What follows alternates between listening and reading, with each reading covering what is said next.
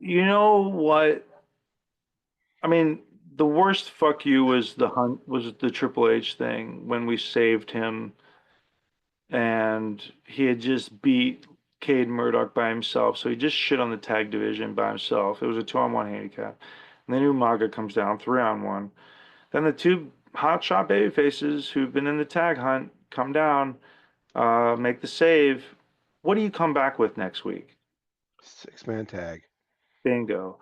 But this cocksucker had to uh, pedigree both of us just so he could fucking keep himself like it just didn't make any sense, right? So that was the most telling occurrence for me, coupled with that sh with the Shane thing, like where it was just like, well, this is, and I think that was also, and then I had gotten hurt at one point, and Brian dabbled in like a weird little single thing. I can't remember what that was, but I think he was already checked out at that point with the things that had happened, where he knew that he needed to go on a singles run. But I was just like hanging on to like a life preserver recklessly. You know what I mean? Like I was hanging on to a life preserver with one arm, not in it, like a donut. I was just Right. kind of like Yeah. because I didn't really give a fuck. Like I just did not give a fuck at that point. So, so Triple H beat the tag team, then beat up Umaga.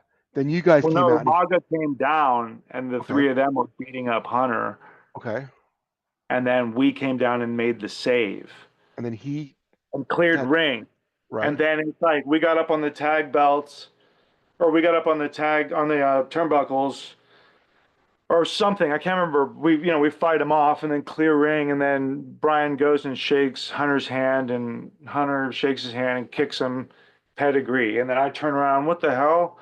Or no,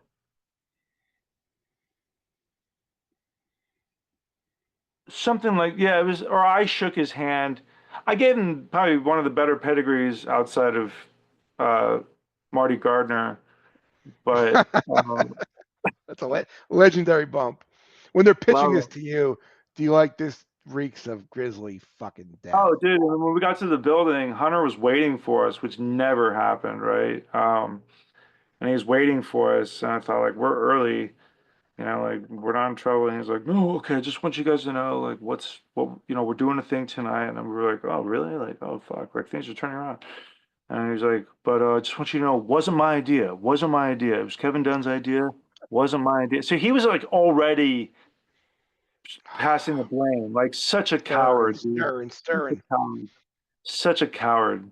He's such a pussy. He still is too. Just a corporate pussy.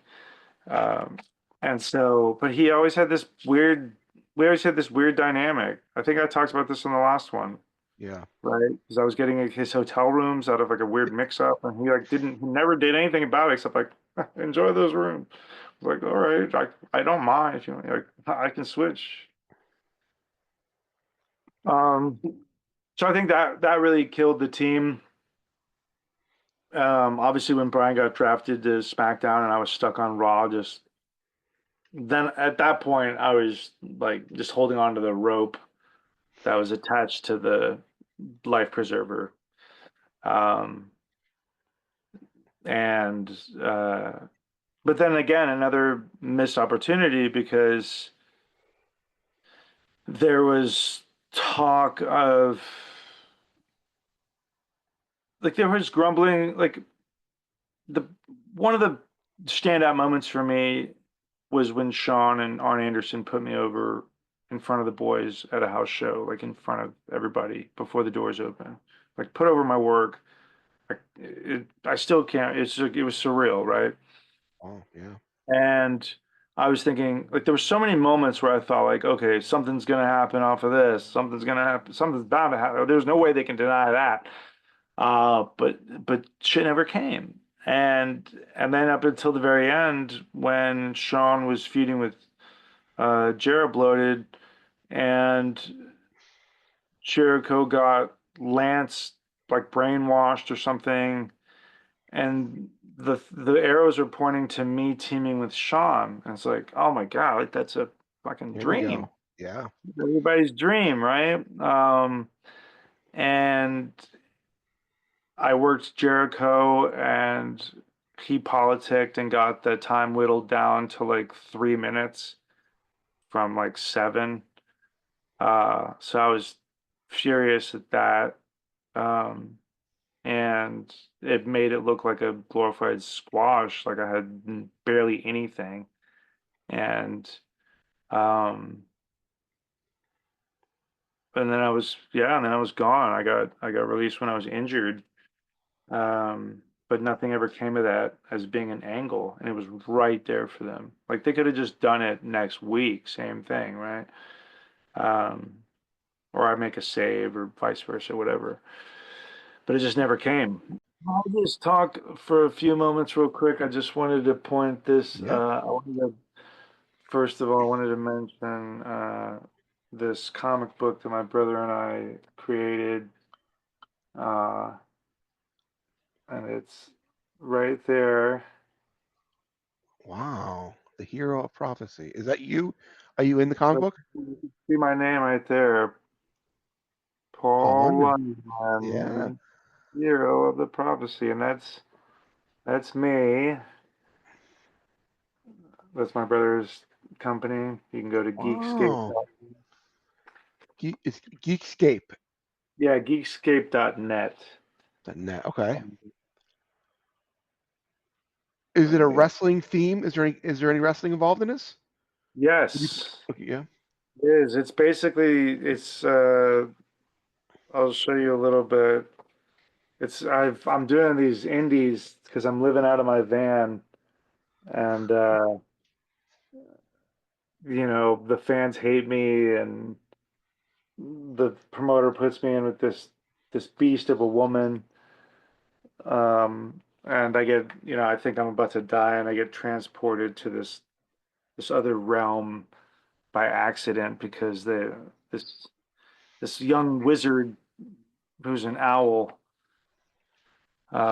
named Finnegan, found this device that this evil wizard's trying to find so he can take over the universe. It's very much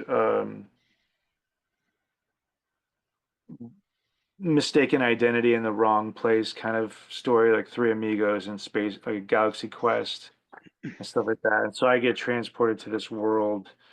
Um, Actually, you can kind of see the transformation thing there. That there, and so there's stuff happening uh, throughout, and yeah, I show up and I'm, the unassuming hero, and that's yeah, you can go to herooftheprophecy.com for more info. Um, as well as I will be in Vegas for WrestleMania week. So for all you promoters who know what you're doing, um, book Paul London at gmail.com. And I'm on social media at London Foo. So that's Instagram. all I do. Right. Instagram and X, Twitter, Twitter. It'll always be the little blue bird to me.